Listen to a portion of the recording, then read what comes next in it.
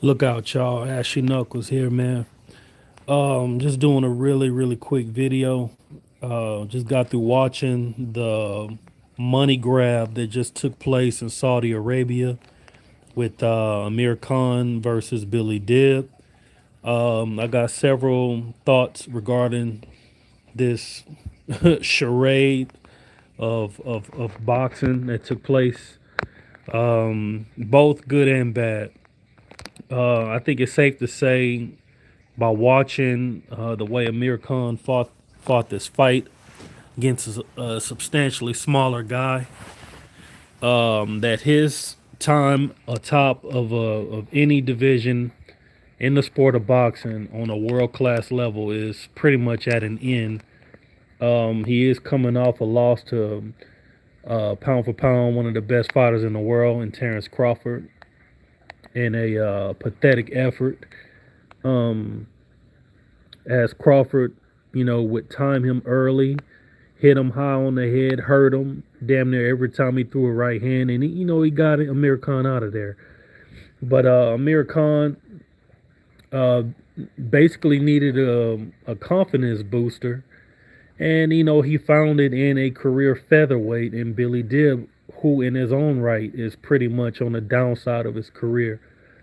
Um, so what really did this fight prove? It didn't prove a damn thing.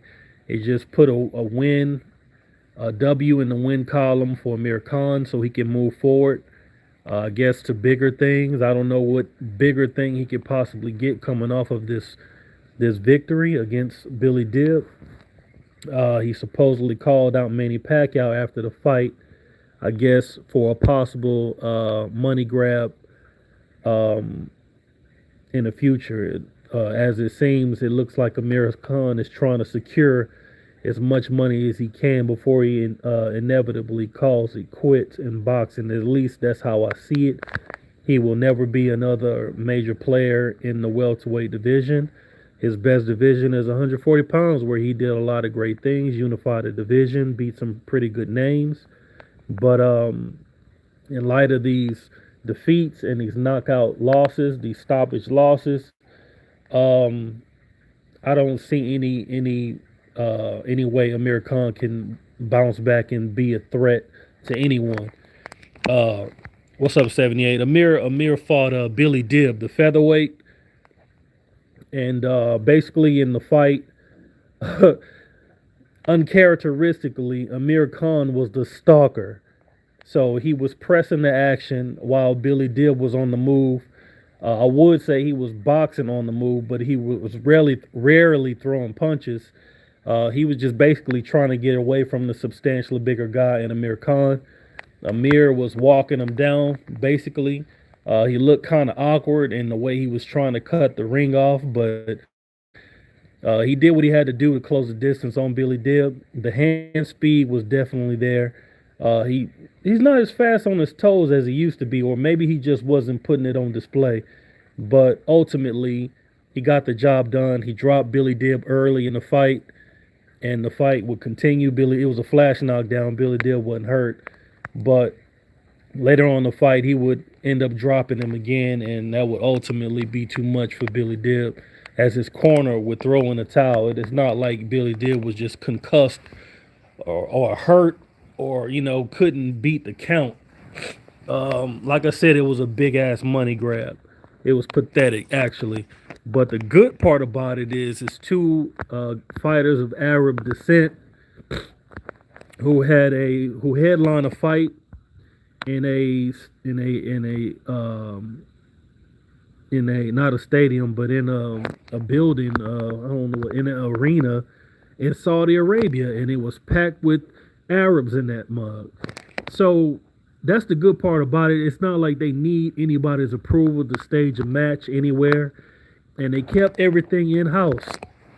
Uh, and it kind of got me thinking about what the fellas in the LDBC been talking about as far as staging a major fight in Atlanta next year on Juneteenth, and it kind of gave me an idea of what that would look like if it was, Deontay Wilder. Of course, having great fights on the card, not some bullshit like Amir Khan versus Billy Dib.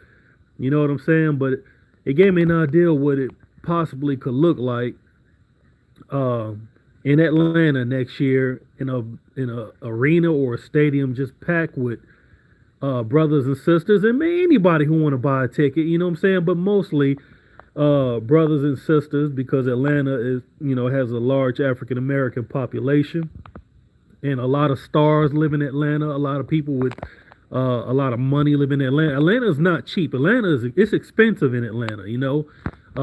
I've had man trips out in Atlanta, just balling out for a week or whatever. And I'm gonna tell you, hell, I met Allen Iverson out there once in Macy's, and I'm gonna tell you, if you got some money, that's a good place you can live. But we got a lot of weirdos out there too.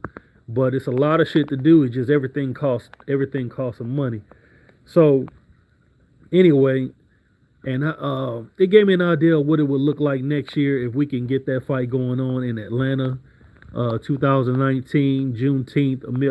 Deontay Wilder possibly defending the world title, and it gave me hope of what we can actually pull off as a people, and actually can make a staple in our community to where we can have a fight on Juneteenth every fucking year after that shit if it is a success. So props to Amir Khan for doing that, staging an event in Saudi Arabia. He has always hinted about fighting in Saudi Arabia because it would have been big money. So I hope he really cashed in and got his just due. But from a boxing standpoint, from a boxing analysis standpoint, and from a boxing fan standpoint, Amir Khan is 100% done at the top level of the welterweight. I think him and Kell Brooks should go ahead and match up and finally get that bag. And if he can get Manny Pacquiao, he probably won't be able to get Kell Brook after that because Pacquiao will fucking retard his ass.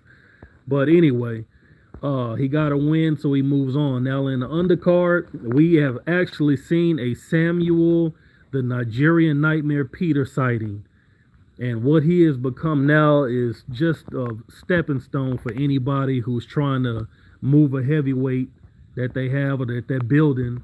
He's just a shell of himself.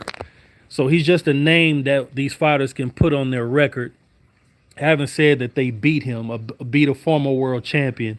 What Samuel Peter used to be and what we thought he would become is no more. He hasn't been a major player since 2010 or 2011 prior to getting stopped by, I think it's the little Klitschko, Vladimir. After that, it's been failure after failure. He's had several fights so far in 2019, and he's lost some, he's won some. What's up, bro? Bonton, South D-Town. What's going on, bro? Peace to you. And in the 2 wins that he got so far this year, the fighters that he fought have a combined winning record of 4 wins total. So that ought to tell you where Samuel Peter is right now. He weighed in on the scales at 261. He's not grossly out of shape, but he's definitely not. He doesn't have that physique that he once had. He doesn't have any conditioning whatsoever. He still fights the same, but there's no conviction behind the punches. He's throwing wild shots and low blows, shots behind the head. I mean, just basically fouling his way out of these fights, out of this fight.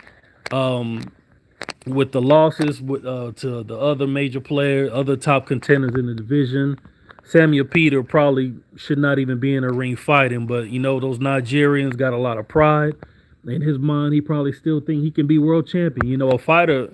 There's some weird guys, man. Even the bums inside the boxing gym think they got some hands. It's unfortunate, but it's the truth. They think they can actually do something. And for Samuel Peter, the end has come. He just don't know it. And I think Bernard Hopkins said it best years ago that the ring retires fighters.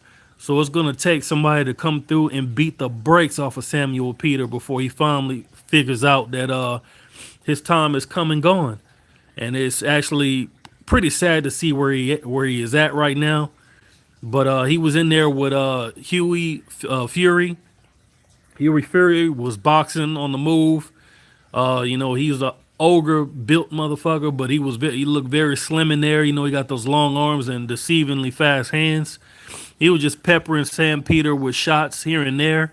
None of the shots had any effect whatsoever, but over the course of the fight, Samuel Peter, his conditioning or lack thereof starts showing, and he ended up throwing a wild punch and knocking his damn shoulder out of place, and that's how the fight ended. So Huey Fury gets a stoppage victory on this card, but not for anything that he did in the fight. He was active, he was busy, but it was like a bunch of gnats flying around. It really didn't have no effect on Sam Peter whatsoever.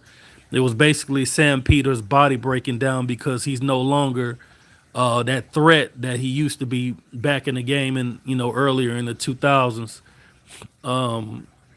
around 2008, 9, 10. You know what I'm saying? When he was really somebody, actually when he actually won a world title. So as far as the card overall, what I saw on the televised portion, it was trash. But it was a lot of Arabs in there, and them Arabs and those sheiks over there in Saudi Arabia got that deep money. Ain't nothing like that oil money when they get Lamborghinis and gold and platinum and shit like that, and they doing that just because they bored having a fucking tiger in the passenger seat and shit like that. So maybe Amir was on to something when he had this set up. I didn't see Virgil Hunter in his corner. I saw Alex Ariz over there. They always kept a great relationship since back when Amir Khan was being trained by Freddie Roach way back in the game. But at the end of the day, it was what it was, a big money grab. Amir Khan gets another victory. He moves forward. Huey Fury gets a victory. He moves forward. Where they both go from here, I don't know. But I'm not interested in seeing them on my TV again. But knowing me, boxing fan that I am, I'm probably going to watch it anyway. And, again, maybe Amir Khan can fight Kell Brook. Maybe he'll secure a Pacquiao fight. But just looking at him from what I saw, it'll only be a first round knockout. So, in my opinion, Amir Khan is shot and he is done at the top of the sport. And that's all I got for y'all. Hit the like button on your way out. Leave a comment. Holler back at your boy Ash. I'm going to keep popping out these videos as much as I can, as often as I can. Appreciate y'all for hollering at your boy, stopping in and checking me out. Deuce.